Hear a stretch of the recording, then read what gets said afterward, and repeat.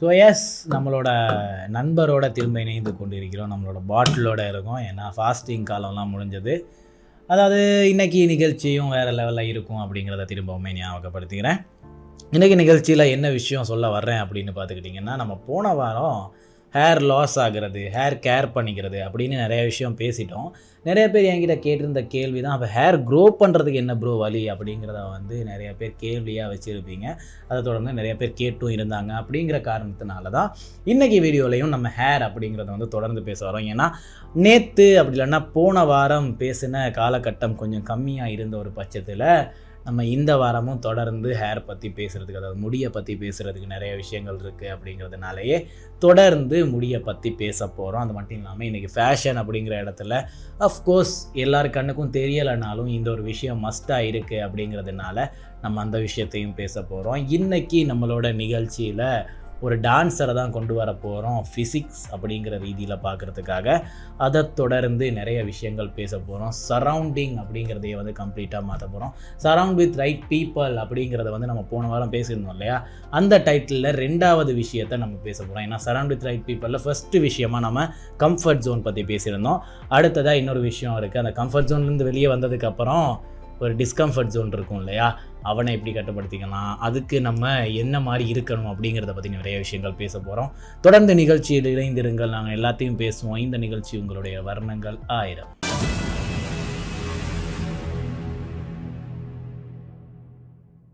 இன்றைக்கி நிகழ்ச்சியை நம்ம கொஞ்சம் டிஃப்ரெண்ட்டாக தொடங்க போகிறோம். டிஃப்ரெண்ட்டாலாம் இல்லை, ஃபேஷன் அப்படிங்கிற இடத்துல நம்ம பார்க்க போகிற ஒரு விஷயம் நம்ம முன்னாடியே சொல்லியிருந்தோம் இல்லையா, இந்த வெஸ்ட் பற்றி கதைக்கும் போது சொல்லியிருந்த ஒரு விஷயந்தான் இது. என்ன தான் வெளியே எல்லாருக்குமே தெரியலைனாலும் இந்த ஒரு விஷயத்தினால நிறைய விஷயங்கள் பாதிக்குது அப்படிங்கிற மாதிரி நம்ம பேசியிருப்போம். அதை தொடர்ந்து பேசின எல்லா விஷயமுமே தியரிஸாவாக இருக்கட்டும், அதை தொடர்ந்து நம்ம பேசின எல்லா விஷயத்துலையும் இருக்கிற கனெக்ஷன்ஸாக இருக்கட்டும், எல்லாருக்குமே புரிஞ்சிருக்கும்னு நம்புகிறேன். அதே மாதிரி எல்லார் கண்ணுக்கும் தெரியலைனாலும் இந்த ஒரு விஷயம் ஃபேஷன் ரீதியாக இருக்கட்டும், ஆட்டிடியூட் ரீதியாக கூட சேஞ்சஸ் கொண்டு வருது. அப்படிங்கிறதுனால தான் இந்த விஷயத்தை நம்ம திரும்ப பேசுகிறதுக்கு வந்திருக்கோம். வெஸ்ட்டு கிடையாது, அதுக்கு அண்டர்வேர்ஸும் கிடையாது, அதுக்கும் கீழே நம்ம சாக்ஸ் பற்றி தான் இன்றைக்கி பேச போகிறோம். ஷூஸ் பற்றி பேசுகிறது, ஸ்லிப்பர்ஸ் பற்றி பேசுகிறது அப்படின்னு வந்துட்டாலே நம்ம முன்னாடியே ஸ்லிப்பர்ஸ் பற்றி பேசியிருந்தோம் இல்லையா, போன வாரம் பேசியிருந்தோம் இல்லையா. ஸ்லிப்பர்ஸ் பற்றி பேசும்போது நிறைய விஷயங்கள் நீங்கள் தெரிஞ்சுக்கிட்டு இருப்பீங்க. அதை தாண்டி இப்போ சாக்ஸ் அப்படின்னு வரும்போதும் நீங்கள் நிறைய விஷயம் தெரிஞ்சுக்கங்க. அப்படிங்கிறதுனாலேயே இந்த விஷயத்தை நம்ம கொண்டு சேர்க்குறோம்.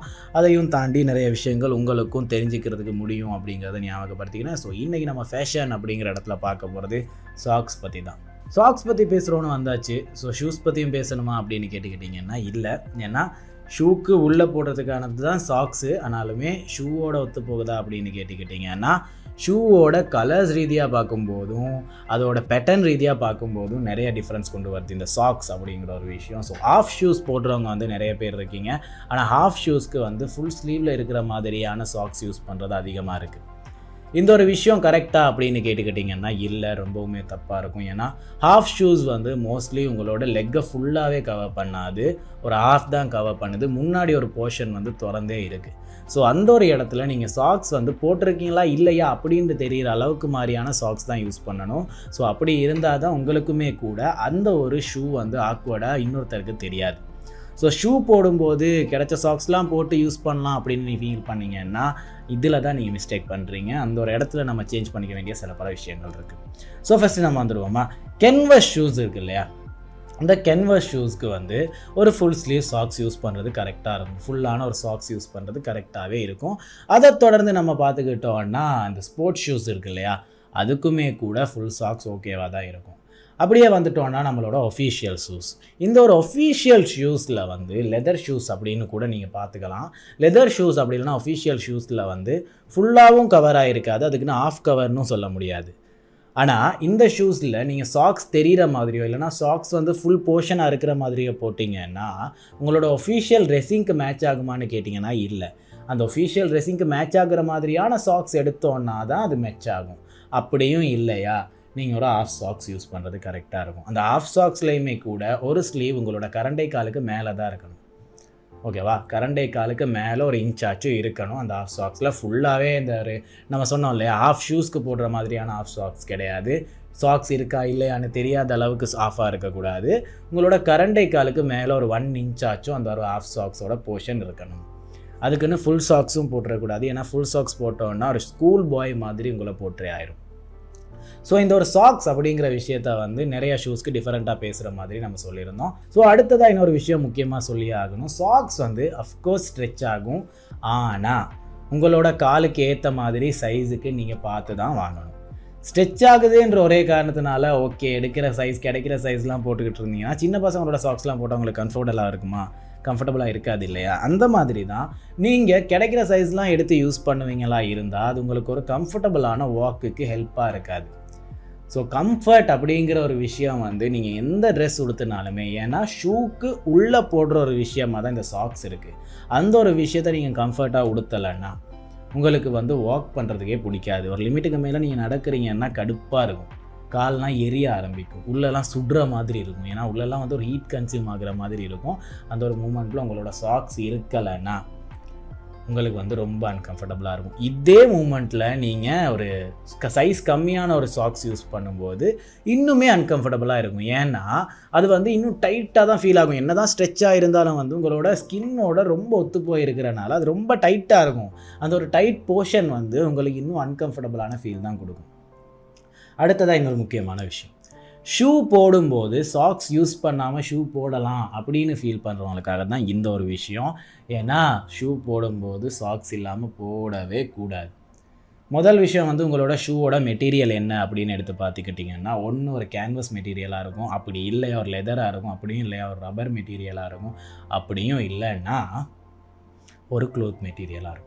இந்த மெட்டீரியல் எல்லாமே உங்களோட லெக்கோட எவ்வளோ ஒத்து போகுது அப்படின்னு எடுத்து பார்த்துக்கிட்டிங்கன்னா, இந்த எல்லா மெட்டீரியலுமே ஹீட்டை அப்சர்வ் பண்ணிக்கிற மெட்டீரியலாக தான் இருக்கே தவிர ரிஃப்ளெக்ட் பண்ணுற மெட்டீரியலாக இருக்காது.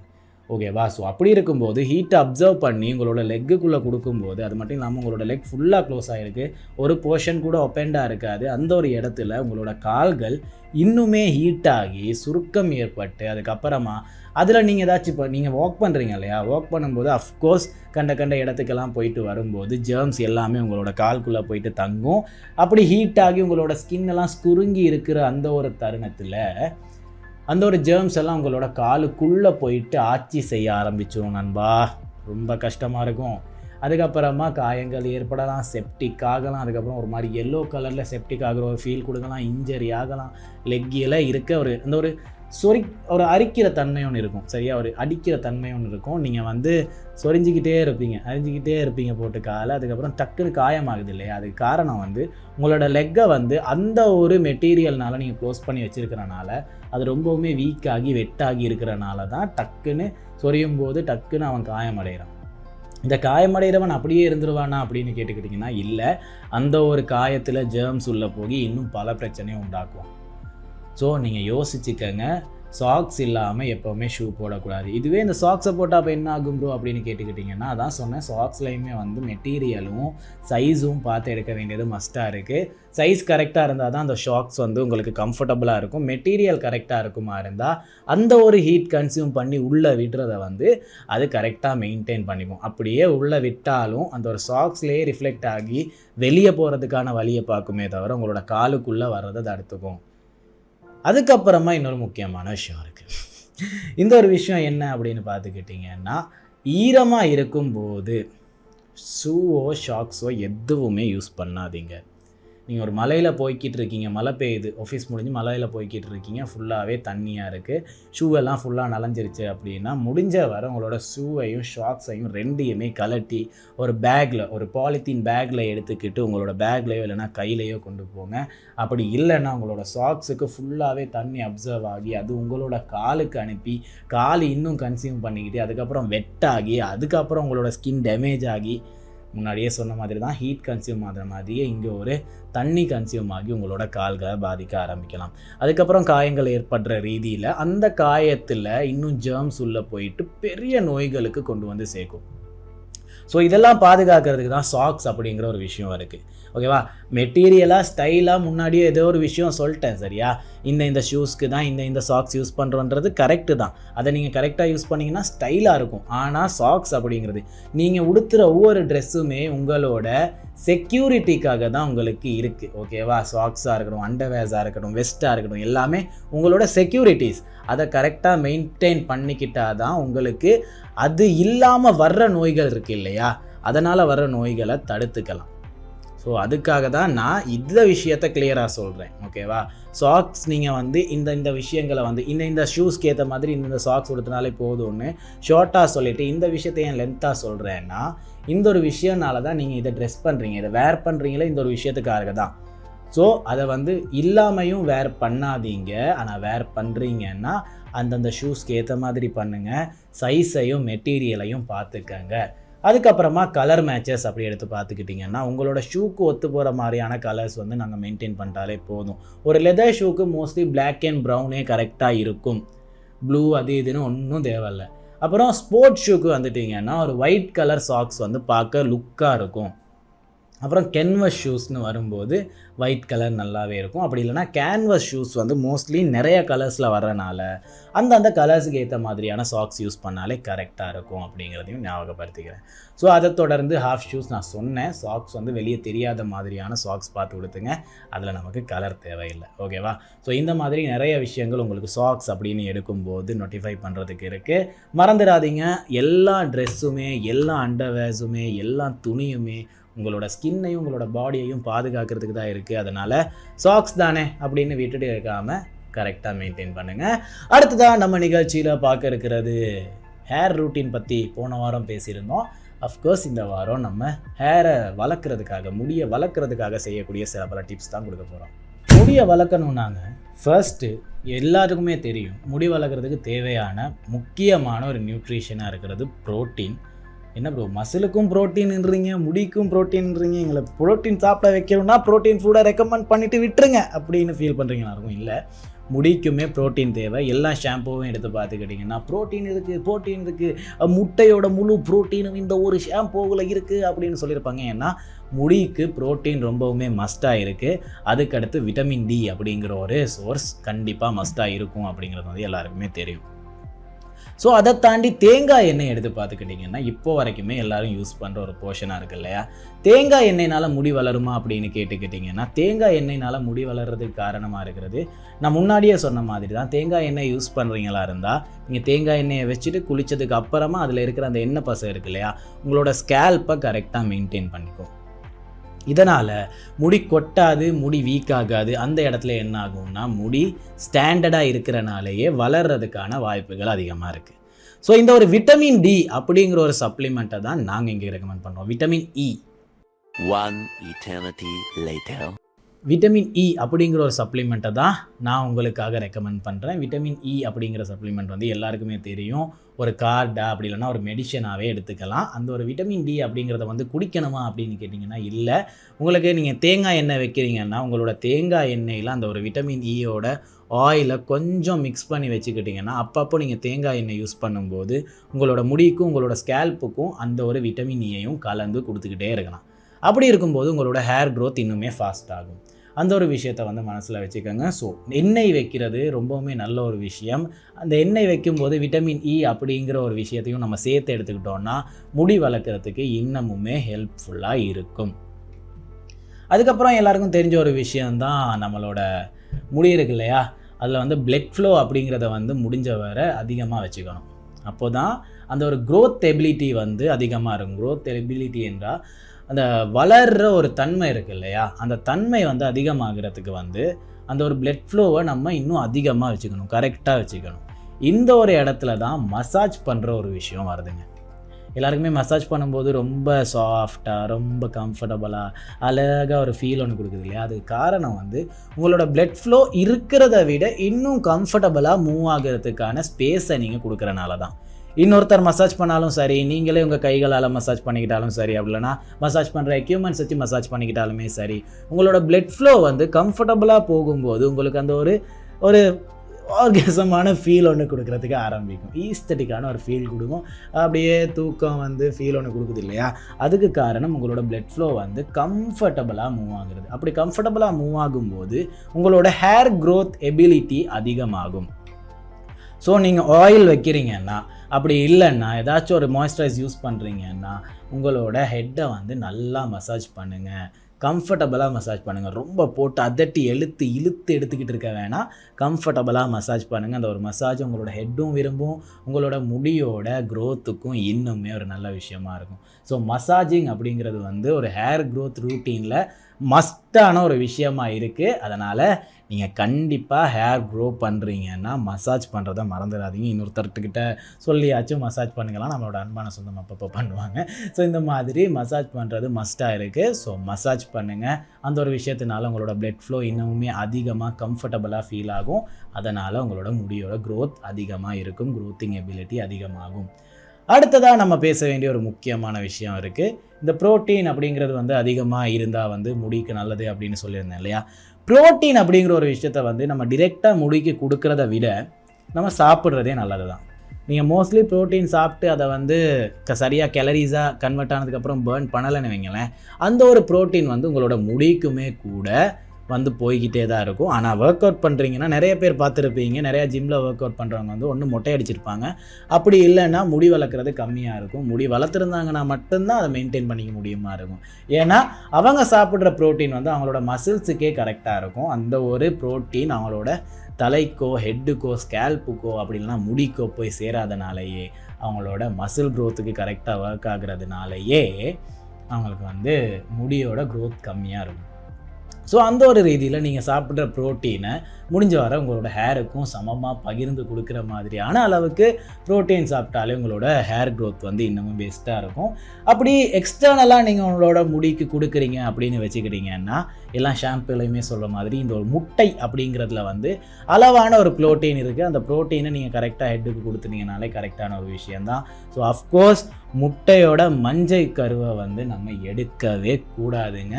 ஒயிட்டை மட்டும்தான் எடுக்கணும். முட்டையோட ஒயிட், அதாவது வெள்ளை கருவை மட்டும்தான் நம்ம எடுத்து யூஸ் பண்ணணும்.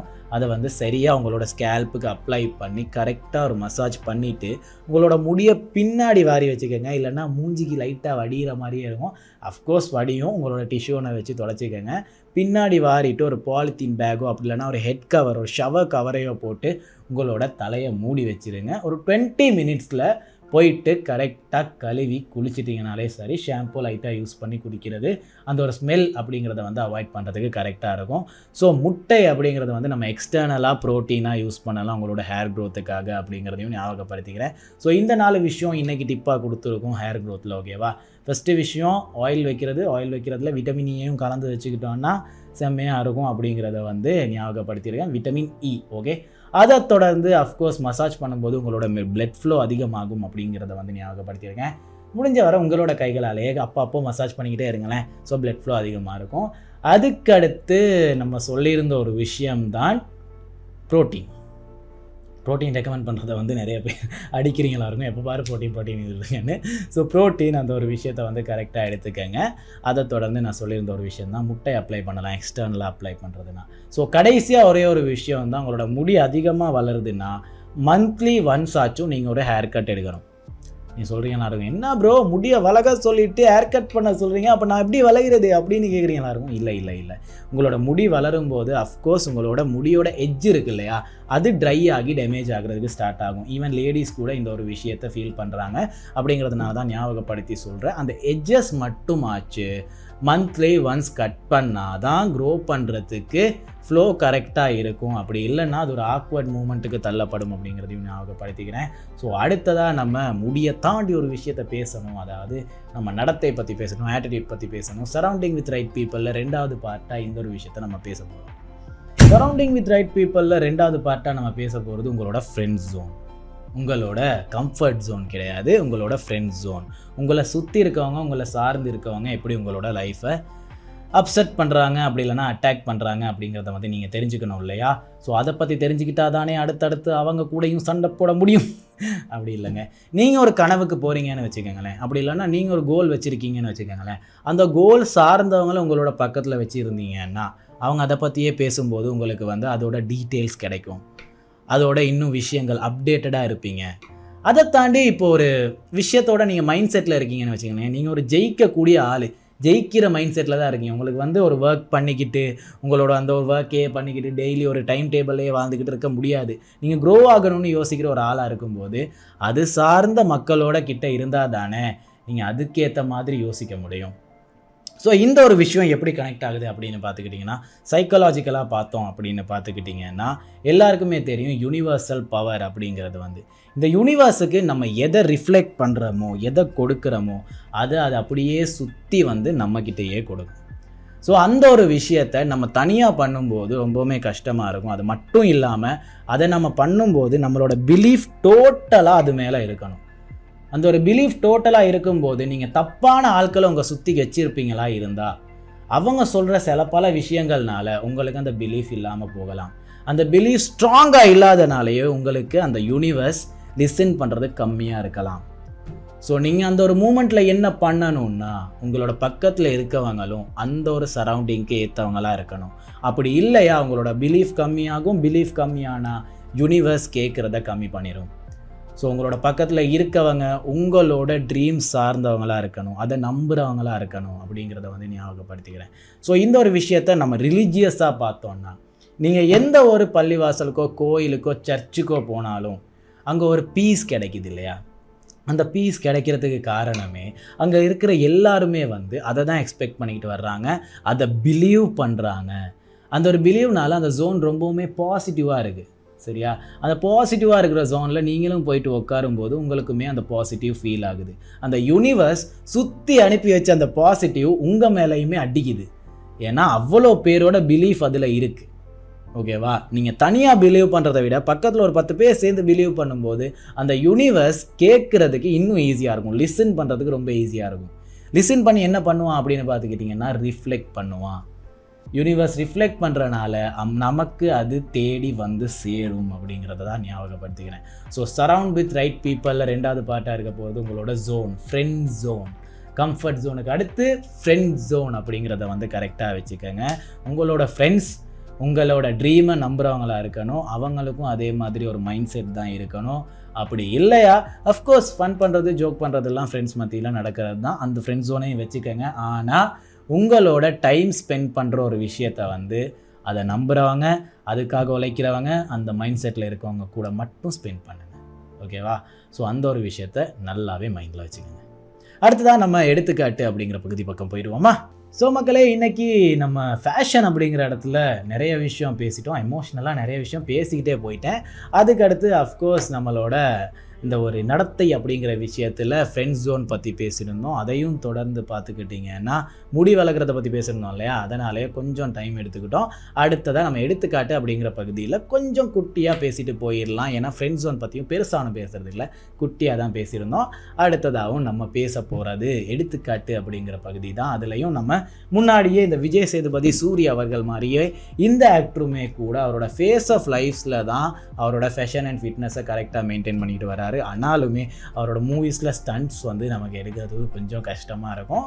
நம்மளோட ராகவா லாரன்ஸ் மாஸ்டர் அவர்கள் பற்றி தான் நம்ம இந்த வாரம் பார்க்க போகிறோம். ஸோ ராகவா லாரன்ஸ் அவர்களை எடுத்து பார்த்துக்கிட்டிங்கன்னா, அஃப்கோர்ஸ் அவர் இண்டஸ்ட்ரிக்கு வரும்போதே ஒரு டான்ஸர். அவரோட ஃபிசிக் ஃபுல்லாகவுமே வளைஞ்சி நலஞ்சு ஆடுற மாதிரி ரொம்ப கம்ஃபர்டபுளான ஒரு ஃபிசிக்காக இருக்கும். இப்போ எடுத்து பார்த்துக்கிட்டிங்கன்னா ரொம்ப ஒரு பல்கான ஃபிசிக் மெயின்டைன் பண்ணிக்கிட்டு வராரு. ஸோ இவரோட 3 ஃபேஸ் பற்றி நம்ம பேச போகிறோம். ஃபஸ்ட்டு ஃபேஸாக இருக்கிறது, இவர் ஒரு சுட்டி பையனாக இருந்த காலம்தான். பெக்கியான ஷர்ட்ஸ், பெக்கியான பேண்ட்ஸ், அதுக்கு ஒரு பெல்ட்டு, அதை இன் பண்ணி அதுக்கப்புறம் ஷூ மட்டும்தான் வெளியே டைட்டாக தெரியும். ஸோ அந்த ஒரு 90s லைஃப் ஸ்டைலில் வந்து அந்த ஒரு ஃபேஷன் தான் மோஸ்ட்லி மீட் பண்ணியிருப்போம். அதில் ராகவா லாரன்ஸ் மட்டும் நம்ம மிஸ் பண்ணவே முடியாது. ஏன்னா ராகவா லாரன்ஸ் அன்று தொற்று இன்று வரை ஒரு மாஸான நடிகர். ஏன்னா மாஸ் அப்படிங்கிற வார்த்தையை வந்து கிரியேட் பண்ணது நம்மளோட ராகவா லாரன்ஸ் தான். ஸோ அப்போது இதுதான் மாஸான ஸ்டைல் அப்படிங்கிறதுனால ராகவா லாரன்ஸ் அதை கரெக்டாக மெயின்டைன் பண்ணியிருப்பார். ஓகேவா? அதுக்கப்புறம் அவரோட காஞ்சனா ஃபேஸ் அப்படின்னு எடுத்து பார்த்துக்கிட்டிங்கன்னா, ஏன் காஞ்சனா ஃபேஸ்னு சொல்கிறேன்னா, அதுலேயே இப்போ ஒரு 5 படம் வந்துருச்சு இல்லையா? அந்த 5 படங்கள்லையுமே வந்து அழகழகான ஃபேஷன்லாம் மெயின்டைன் பண்ணியிருப்பார். முனி படத்துலையுமே ஆல்மோஸ்ட் அந்த ஒரு 90s ஃபேஷன் தான் போய்கிட்டு இருக்கும். அதுக்கப்புறம் காஞ்சனா படத்தில் வந்து ஒரு யங்கான பையன் அப்படிங்கிற மாதிரி காட்டுறாங்க. அவர் ஸ்போர்ட்ஸ் சார்ந்து நிறைய விஷயங்கள் பண்ணுறாரு. ஃப்ரெண்ட்ஸ் கூட ஜாலியாக சுற்றிக்கிட்டு இருக்காரு. அழகான ஒரு கேப்பு, லேயர்ஸ் மெட்டீரியல்ஸு, அதுக்கப்புறம் டிஷர்ட்டு எல்லாத்தையுமே வந்து பார்த்து டிசைன் பண்ணியிருப்பாங்க. அதுக்கப்புறமா காஞ்சனா 2 அப்படின்னு எடுத்து பார்த்துக்கிட்டிங்கன்னா, இந்த படத்தில் மொட்டை சிவா கெட்ட சிவா அப்படிங்கிற கேரக்டருக்கு வந்து ஒரு ஆட்டோக்காரன் கேரக்டராக இருப்பார். அதை தொடர்ந்து இந்த பக்கம் கேமராமேனாக இருக்கிற கேரக்டர் வந்து அதுக்கேற்ற மாதிரி ஃபேஷன். இதில் முக்கியமான ஒரு விஷயம், அவர் மொட்டை அடிச்சு தான் இருப்பார். அவரோட ஒரு ஃபேக் ஹேர் ஸ்டைல் தான் இருக்கும். அந்த ஹேர் ஸ்டைலையுமே அழகாக வச்சுருப்பாங்க. கரெக்டாக ஒரு என்ன சொல்லுவாங்க அந்த ஹேர் ஸ்டைலுக்கு, பெக்கம்னு சொல்லுவாங்க. நாங்கள் பெக்கம்னு தான் சொல்லுவாங்க. ஏன்னா இப்போ ஸ்ரீலங்காவில் அந்த பெக்கம் அப்படிங்கிற ஸ்டைலில் தான் அந்த பேர் இருக்குது. ஏன்னா அப்போலேருந்து இப்போ வரைக்குமே பெக்கம்னு தான் அதை கூப்பிடுறோம். ஆனால் அதோட ஆக்சுவல் பேர் வந்து பெக்கம் கிடையாது, சரியா? ஸோ அந்த ஹேர் ஸ்டைல் தான் மெயின்டைன் பண்ணியிருப்பார் காஞ்சனா 2ல். அதுக்கப்புறமா காஞ்சனா 3 அப்படின்னு எடுத்து பார்த்துக்கிட்டிங்கன்னா, இந்த படத்தில் அஃப்கோர்ஸ் இதுலேயுமே மொட்டையாக தான் இருப்பார், அதாவது மொட்டையடித்து தான் இருப்பார். அதுக்கப்புறம் அவரோட அந்த ஒரு நார்மல் கேரக்டர் இருக்கும் இல்லையா, அதை தாண்டி வெளியே வந்த கேரக்டர் இருக்கும் இல்லையா, அதுக்கேற்ற மாதிரியான ஒரு மாடர்ன் ஸ்டைல் யூஸ் பண்ணியிருப்பாங்க. இதில் இருக்க இந்த ஒரு மொட்டை கேரக்டர் இருக்கார் இல்லையா, மொட்டை அடித்த கேரக்டர் இருக்கார் இல்லையா, அவருக்கு வந்து என்ன சொல்லியிருப்பாங்கன்னா, எனக்கு அதிகமாக கோவம் வரும், அதனால் என்னோடய முடியெல்லாம் வந்து சின்ன வயசுலேயே நடத்துருச்சு, நான் ஒன்றும் வயசானவன் கிடையாது அப்படின்னு சொல்லியிருப்பார்.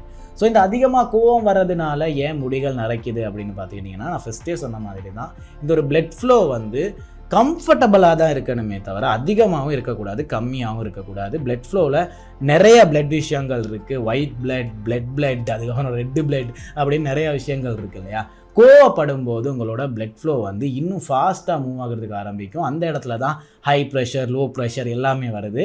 அந்த மாதிரி பிளட் ஃப்ளோ வந்து அதிகமாக ஃபாஸ்ட்டாக மூவ் ஆகும்போது உங்களோட க்ரோத்துமாக இருக்கட்டும் எல்லாமே ஃபாஸ்ட்டாக மூவ் ஆகிறதுக்கு வாய்ப்புகள் அதிகம். அந்த ஒரு இடத்துல தான் ஹேரோட க்ரோத் ஒயிட் கலர் ஆகிறதுக்கு ஒரு ரீசனாக இருக்குது. ஸோ இந்த ஒரு விஷயத்தை தான் படத்தில் காட்டியிருப்பாங்க. அதை சயின்டிஃபிக்காக காட்டியிருக்க மாட்டாங்க. நான் சொல்லியிருப்பாங்க, எனக்கு அதிகமாக கோவம் போகிறனால முடியெல்லாம் நரைச்சிருக்கு. ஸோ ஓகே, இந்த படங்கள் வரைக்குமே இவரோட ஃபிட்னஸ் எடுத்து பார்த்துக்கிட்டிங்கன்னா ஒரு மெயின்டைன்டு ஃபிட்னஸாக இருக்கும். அதுக்கு முன்னாடி ஒரு சுட்டி பையனோட ஃபிட்னஸ், வளைஞ்சி நிலஞ்சி ஆடக்கூடிய ஒரு ஃபிட்னஸ். ஆனால் இப்போ வரைக்குமே அவர் வளைஞ்சி நிலஞ்சி ஆடிக்கிட்டு தான் இருக்கார். அதுக்கப்புறமா வந்த படங்கள் எடுத்து பார்த்துக்கிட்டிங்கன்னா, மொட்டை சிவா, ருத்ரன் அந்த மாதிரியான படங்களில் வந்து ஒரு பல்கான மசில் மெயின்டைன் பண்ணியிருப்பார், செம்ம ஃபிட்னஸ் ஒன்று மெயின்டைன் பண்ணியிருப்பார். அதனாலேயே அவருக்கு வந்து இந்த போலீஸ் கேரக்டர்லாம் செம்மையாகவே இருக்கும். அதுலேயும் மொட்டை சிவா கெட்ட சிவா அப்படிங்கிற படத்தில் வந்து போலீஸ் கேரக்டருக்கு ஏற்ற மாதிரி பல்கான மெயின்டெனன்ஸும் அதுக்கேற்ற மாதிரியான ஃபேஷனும் மெயின்டைன் பண்ணியிருப்பாங்க. அதை தொடர்ந்து இப்போ வந்து ஜிகிரு தண்டா படத்தில் ஒரு ரெட்ரோ ஃபேஷன் மெயின்டைன் பண்ணியிருப்பாங்க.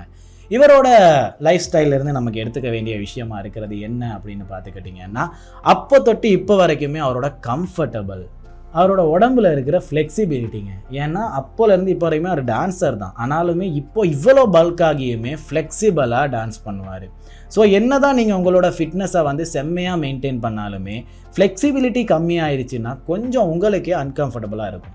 ஸோ அதனால் நீங்கள் ஜிம்முக்கு போகிறீங்கன்னா, ஒரு பாடி பல்காக மெயின்டைன் பண்ணுறீங்கன்னா, அப்படியும் இல்லையா குண்டாகவே இருக்கீங்கனாலும் பரவாயில்லைங்க, ஃப்ளெக்சிபிளாக இருக்கிறதுக்கு என்னெல்லாம் வழியோ அதை வந்து தொடர்ந்து பண்ணிக்கிட்டே இருங்க. ஸோ இந்த ஃப்ளெக்சிபிலிட்டிக்கான வழிகளையும் நம்ம வர்ற வாரங்களில் பேசிடலாமே, ஓகேவா?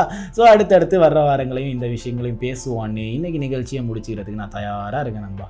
ஸோ நிகழ்ச்சியை முடிச்சுக்கிற நேரம் வந்தாச்சு. நிகழ்ச்சியை முடிச்சுக்கிறதுக்கு முன்னாடி நான் சொல்கிற ஒரு விஷயந்தான், லைஃப்பில் ஃப்ளெக்சிபிலிட்டி ரொம்பவுமே அதிகம்.